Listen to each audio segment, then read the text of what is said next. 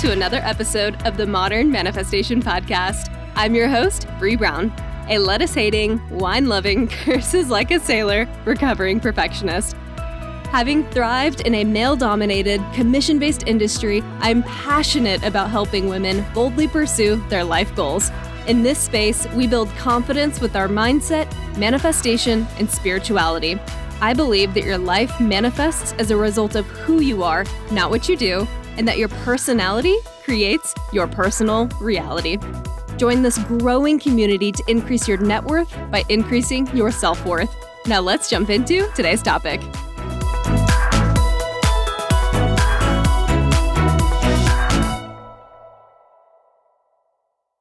Hello, my beautiful souls, and welcome back to the Modern Manifestation Podcast. Well, y'all, it happened. Within 20 minutes of posting my last episode regarding the overall experience I had with ayahuasca, I received my very first 1-star review. I knew it would probably be coming. I expected as much. So if you are tuning into this episode, I assume that means you have already read the title. Maybe you even listened to the last episode and you are still here with me. So thank you so much for continuing to be a listener and supporting me and also understanding my perspective on these things. So thank you. And I knew this topic wouldn't be for everyone. So I'm choosing to view this 1-star review as a sign of growth because I don't feel like you've made it until you've had at least one critic in your life. In today's episode, we are continuing the discussion on my ayahuasca ceremony. You get the point. So in today's episode, as you've probably already assumed, having read the title and listened to my previous episode, if you had, we are going to talk about my first night with ayahuasca. And I also gave a lot of information about ayahuasca in the previous episode, so if this is the first episode that you're tuning into, go ahead and go back and listen to the previous episode, number 82, for more context. I think that'll really help set the foundation for what we're going to talk about in this episode. So in today's topic, as well as the two following, my goal is to recap each night individually, giving some details, because I don't think you need all the details. I don't think you need to really dive into my own personal issues, really. But I think it could be helpful because whenever I was preparing for my own ceremony, I could not get enough of other people's experiences, other people's encounters with the medicine. And one thing I would caution is be careful how much emphasis you put on other people's experiences because it will not be your experience. And I cannot reiterate that enough. Your experience will be entirely unique and custom to you. And what we don't want to do is have expectations for how the ceremony is going to happen for you because it won't meet those expectations because it will be radically different. And I think that's one thing I wish I had heard going into my ceremony was that mine won't be like anyone else's. Because I think a part of me just jumping into the unknown wanted a sense of clarity, wanted a sense of an idea of what I was walking into. So I read all these other people's experiences. I listened to their experiences. And because of that, I had a very specific idea of how mine would look. And night one was disappointing as a result because of what I thought I was going to experience and then what I actually experienced. Because I think we have a habit in our society of glorifying our experiences a lot of the times and or making it more glamorous than maybe it actually was. At the same time, I think that your expectation going into a journey like this will have an effect on what your actual experience is. And it can be a negative effect. And for me, that's really what happened. At the same time, that is exactly what I needed to have happened. So I don't regret it, but I do think that would give me a different perspective moving forward. If I were to say yes to another experience, another ceremony, I would go into it with a much more open mind, knowing that it would be radically different than all the ceremonies I'd experienced previously. And it will still be unlike anything that anyone else has ever talked about because each person is so different. And the experience, the journey is custom tailored to you every time. absolutely every time, to your past traumas, to your experiences, to your relationships, to your inner thoughts and your monologues, and in the things that are most important to you. All of that is weighing in on the experience that you have. So my first night, I think I was expecting my mind to just be blown by the experience. And instead, I had a much more physical experience, and it was uncomfortable. A lot of purging happened. And that was important for me to experience because, as I've mentioned in past episodes, I've always struggled to connect with my body. And it's something I've been working on. It's something I've healed quite a bit. And even though I have healed that side of me quite a bit, I still experience some discomfort with the mind-body connection.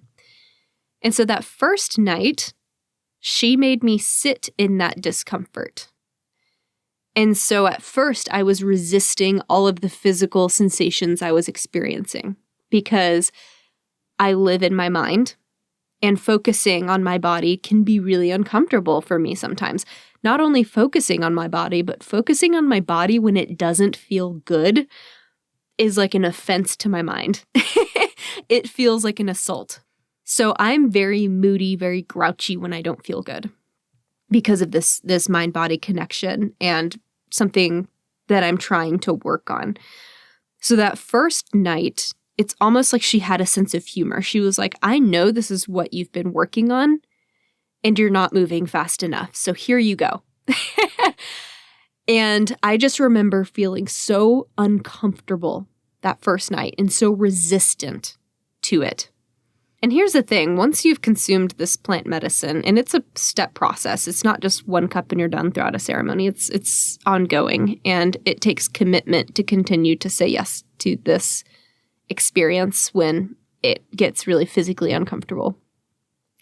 So I was resisting it. It's funny because I just did the podcast episode about resistance too. And yet here I was relearning the same lesson, right? Because you just continue to cycle through the same lessons in life. And this was honestly a funny moment of, I actually thought about that podcast episode while I'm sitting there resisting and was like, oh my God, this is what's happening right now. This is exhibit A of this lesson coming back all over again to me in a different way, because you learn from that lesson and then it comes back again in a new package. And then you learn from that lesson and it comes back again in a new package. And that keeps happening until it's more or less worked through. And that's really what our life is about, is working through these individual lessons and all the different shapes that they take. And so I'm trying to talk to you guys about things that I'm constantly working on, knowing that none of these things are closed off with a bow for myself. They continue to be lessons for me. And so that's what I was sitting with in that first night, was physical discomfort, how it felt to connect to my body. And I sat there feeling uncomfortable and resistant and it was just like bubbling up, getting more and more uncomfortable, more and more difficult to push back on. Until finally, and this is probably too much information, but fuck it, I hate throwing up. It's one of those things, I can't stand it. I mean, I don't think anyone likes it, right? But as an example, Evan, my partner, when he doesn't feel good and he needs to throw up, he just immediately goes to the bathroom and does it. No questions asked. I mean, I can't even tell you how many times in our relationship, I've seen him throw up. Like, it honestly just fascinates me how often he's done it. Not in like a unhealthy way, but like the second he just feels slightly nauseous, he's like, oh, I'm just going to go handle this. It's like he gives himself permission to do that. And of course, what I've always admired and appreciated about him is he's always been very connected to his emotions and to his body. So I have a lot to learn from him. Then insert me, his opposite. I, on the other hand, I have suppressed and repressed a lot of things in my life, emotions, physical sensations, etc. It would probably not surprise you to tell you this, that I also suppressed the need to throw up most times throughout my life. I think I could count on 2 hands how many times it's happened in my life, because I don't like it that much. It's so uncomfortable for me. It's something I despise that feeling. And that first night, it was really, really uncomfortable. It was almost, I would say, excruciating until I gave myself permission to purge. And the second I thought, I give my body permission to take care of itself, boom, it happened instantaneously. And that taught me that first night that, wow, there is such a connection between your thoughts in your mind and your body. And I knew that consciously, I knew that mentally, but I didn't know that from an integrative perspective. I didn't know that in terms of, it hadn't dawned on me how meaningful and how significant that connection was until I'm sitting there resisting, feeling bad. And then literally the second I give my body permission, it does what it needs to do. And it was like I'd released the floodgate or the dam, and it just all came rushing out. But it didn't do this until I consciously gave myself permission. Permission to take care of myself. Permission to voice my concerns and listen to my own needs. And I'd resisted that in my head the whole evening until that point, until I gave permission. And then I had to sit there and think, how many times have I held my own bodily needs back because of what I think I should be doing or how I should be showing up? And so I had to sit with that first night. How have I not taken care of my body? How have I not shown up for my body in the way that I would like to? And so that was a really valuable connection for me, was I've worked on this and I have more work to do because here's how I didn't honor the needs of my body just now. And that was a really beautiful message for me to learn that first night. Not at all the message I wanted to learn. Not at all the experience I was hoping for. But it was the one I needed. And at that time, it felt disappointing because I thought the message was going to be so much more. But looking back on it, I'm thinking, what more could I have wanted?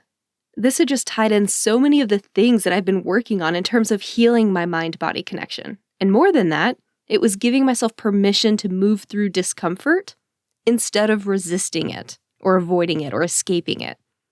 And that also ties in so closely with resilience and willingness to fail, to sitting in the discomfort or the fear of failure. And instead of avoiding the things I fear that are uncomfortable or that I don't want to do, to give myself permission to do them anyway, to step toward the fear, to step toward the things that I'm afraid to do. And you know what? I immediately felt better. And if I hadn't given myself this permission, I'd have sat through that entire 6-hour ceremony in fetal position, because that's how I started. Resisting, not feeling good, not giving myself permission to do what I needed to do, and also being afraid to sit in the discomfort. Even if it was short-lived discomfort, wanting to avoid it, and instead, ironically, prolonging that discomfort. Instead, I got to move on, or move through it, rather. And did I see the light of God in that moment? No, absolutely not. But I saw my old pattern in a new way, and that was super helpful. And it was a really beautiful way to show me, to cut through the bullshit and say, hey, here's what you're doing. Here's how powerful your own mental blocks are. Here's how it shows up physically for you. And then here's what it feels like to give yourself permission to take care of yourself. And it was instant relief.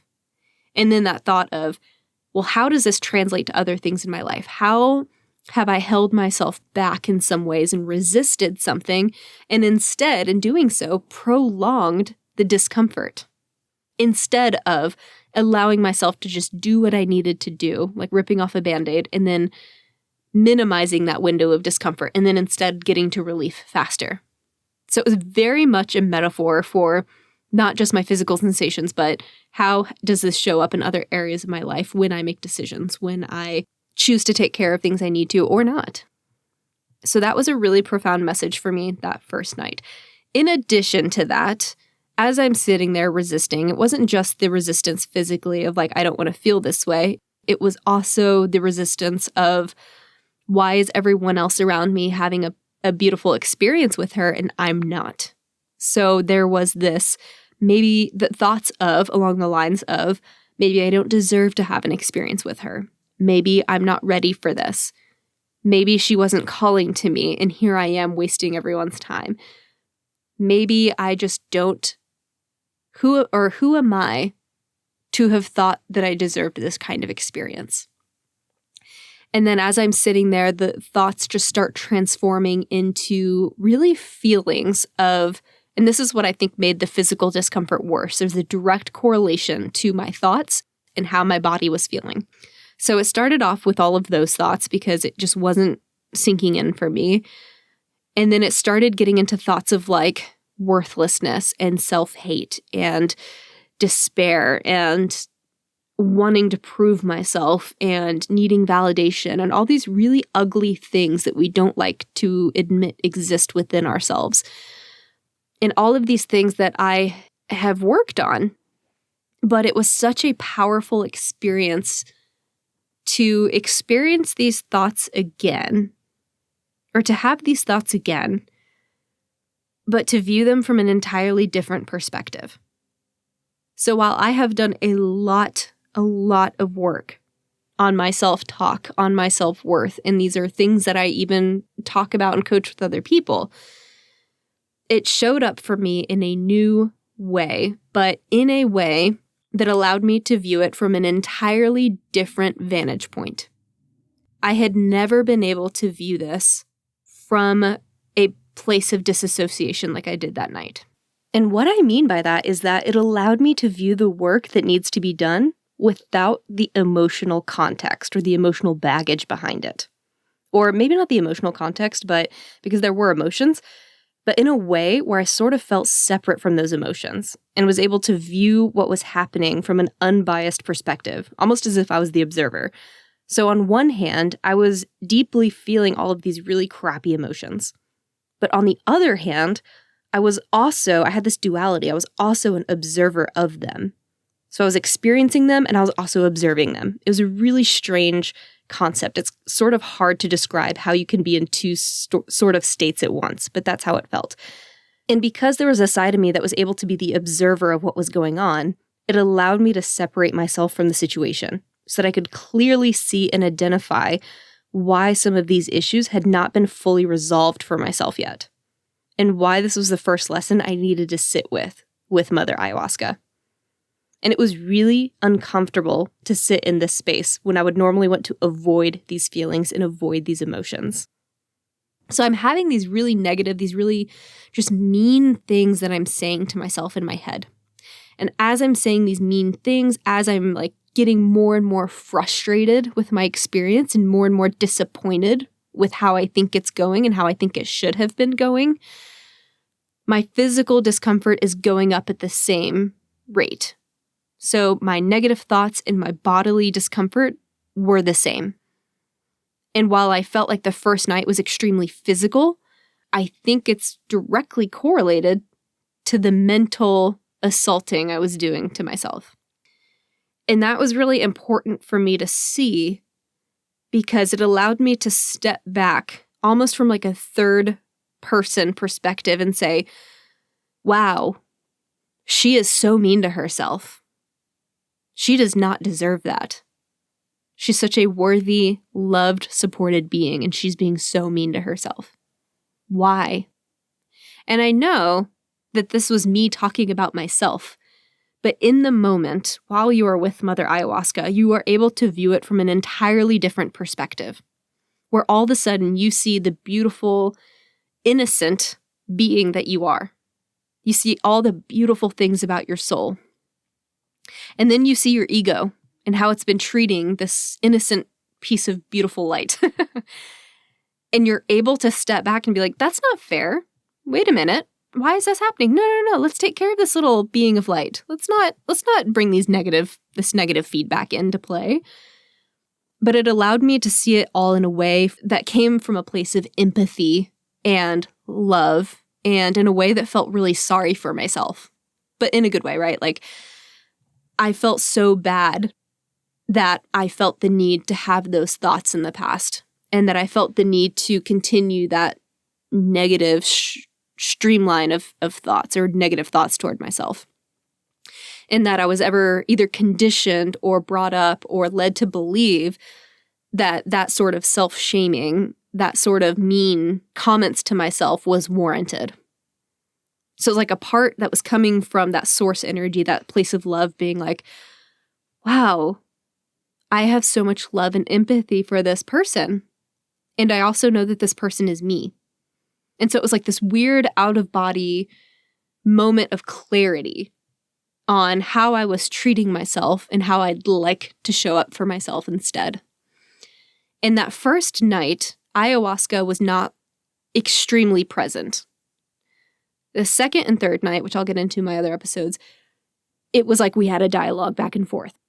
The first night, she kind of stayed in the perimeter. Like I felt her observing me from the outside. And I don't really know how to describe it, but let's say that like you're in a snow globe and like you're the main character in the snow globe, if you will. And as the main center of the snow globe, out of the peripheral, you can like see the observer on the outside looking into the snow globe and like kind of shaking it up a little bit. That's how I felt the first night. Like I felt like she was the observer on the outside. I was the little being on the inside in the snow globe getting shaken up. And so part of me was also frustrated because I was like, this is her telling me that I'm not worthy of her experience. Like she's not even willing to come in because you could feel her there, but there wasn't that direct connection that I was expecting or anticipating. And that also kind of led to a lot, this really streamlined process of being disappointed and frustrated, and then how that led to this negative self-talk, and then how that eventually led toward the end to this self-realization. And I'm so thankful for that first night because it pointed out to me the areas that I still needed to work on. And in my integration since then, I have treated myself radically different, but not just coming from the place of like, oh, I need to not talk to myself this way. I shouldn't talk to myself this way. Let me change that narrative.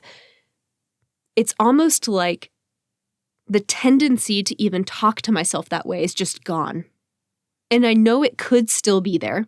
I know that I could go back to that old lifestyle, that old way of thinking, but I'm choosing not to.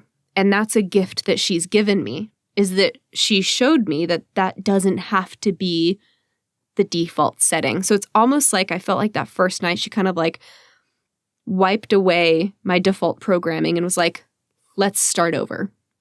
And granted, I'm fairly recent out of my ceremony, and yet I've been able to continue this and move it forward. And again, that's why integration and offering yourself that period of rest afterward is so important.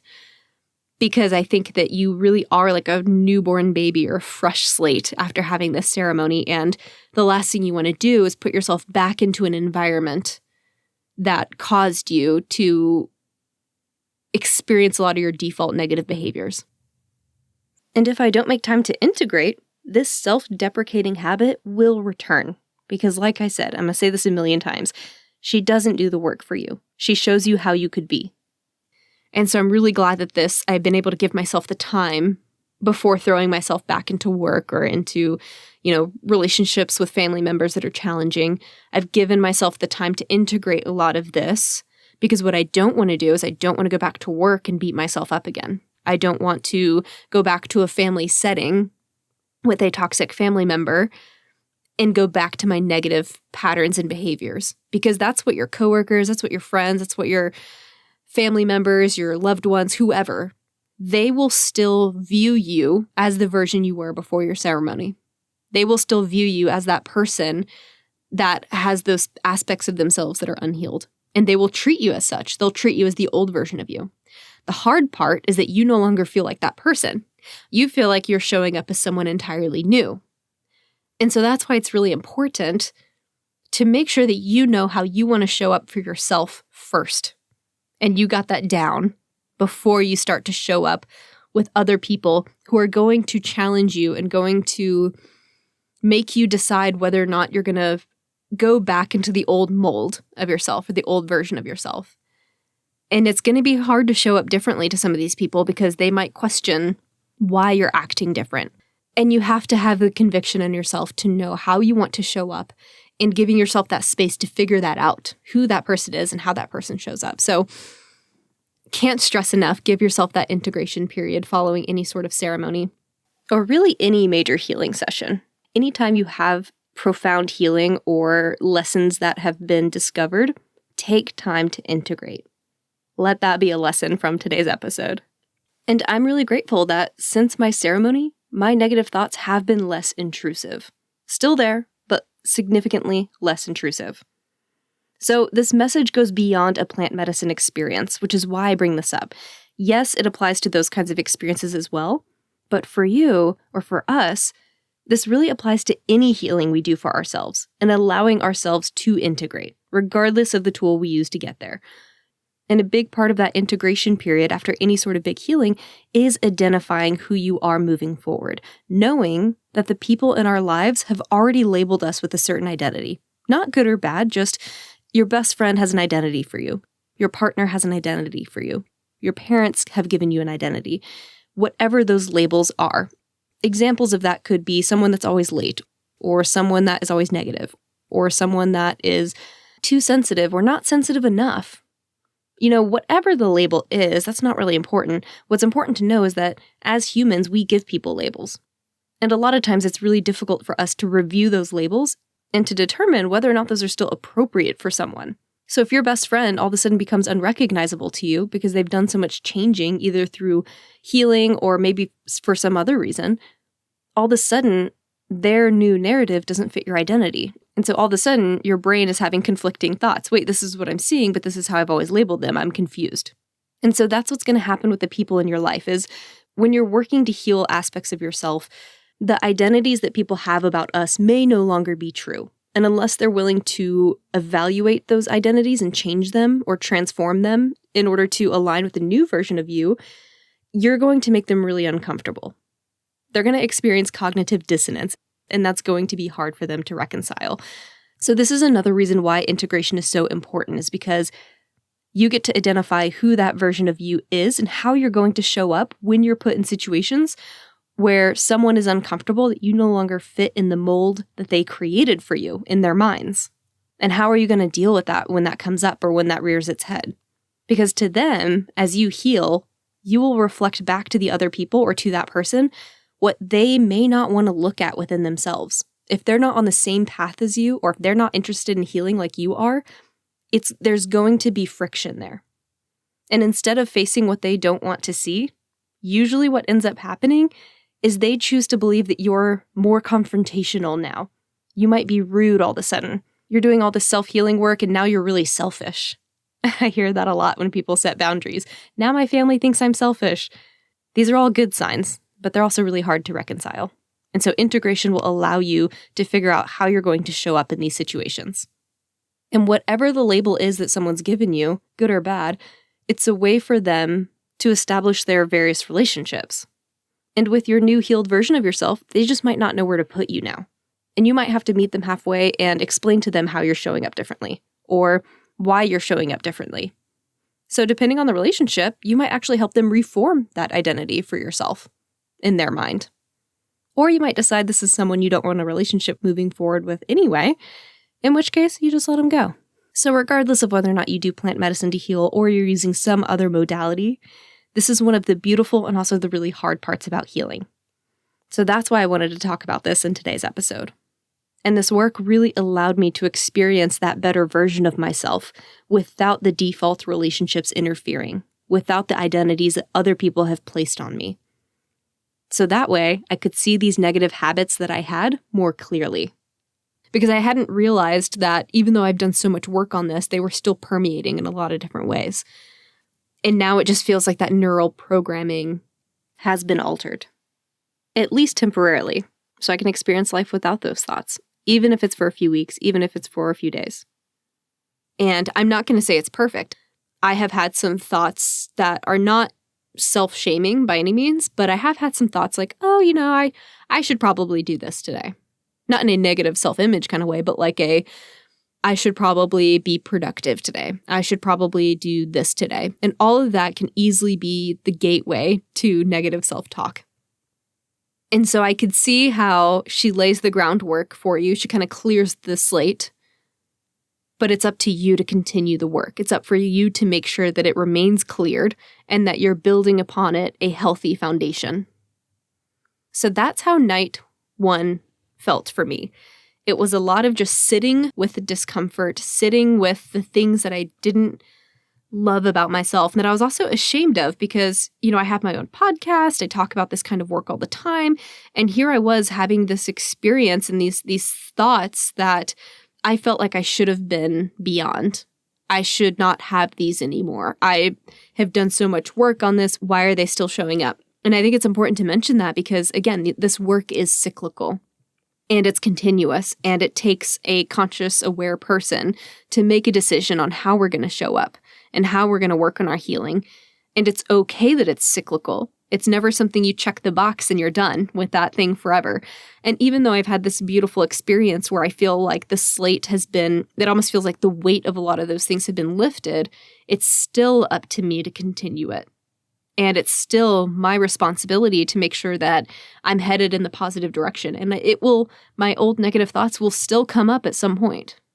And they've already shown me how they could. And it's my job to make sure that I appropriately respond to those and I appropriately reshift my mindset. And I remember the lessons that ayahuasca taught me that first night. And I know that I never want to beat myself up like that again. Never. And I'm so grateful for that experience because she opened my eyes to that. And she opened my eyes to how much nicer and more loving I can be to myself. But she also doesn't do the work for you. And I'm going to keep repeating this because this is the biggest misconception about her. You have a ceremony and you're healed. No, that's not how it works, though I wish it was. She shows you the way. She lets you experience it. And then she's like, okay, you've had the floaties. You have had the support. Now you need to go swim on your own. Now you need to figure it out from here. You have the tools. You know what to do. But it's up to you to make the conscious change moving forward. And that's really how I would describe it is you're given the map, but you're not just transported to the new place. It's kind of like you get a taste of it, like you've seen it. Like maybe you saw a commercial for the place you want to go, but it's up to you to get yourself there permanently. So that was my first night. It was a lesson on physical discomfort. It was a lesson on how I talk to myself or how I braided myself mentally. It was also a lesson on letting go and not always being in control. I think that the physical part also made that hit home because there was that resistance that, no, I'm not going to let my body do what it needs to do. I need to be in control of the situation. And then I also think there was a portion of giving myself permission to take up space. And I think holding in especially the throwing up part, it was almost like by my doing that, I felt like I would be being dramatic or I would be taking up too much space and throwing myself into being the center of attention. And there was a big part of me that resisted taking up that space. And again, that ties in really well with all this negative self-talk because when my body told me what it needed, my old habits would step in and be like, what a baby, what a drama queen. This girl must be the center of attention all the time over here. Instead of responding with love and understanding for what my needs were and meeting them. And I don't even know where all of this negative self-talk came from. I still have no idea.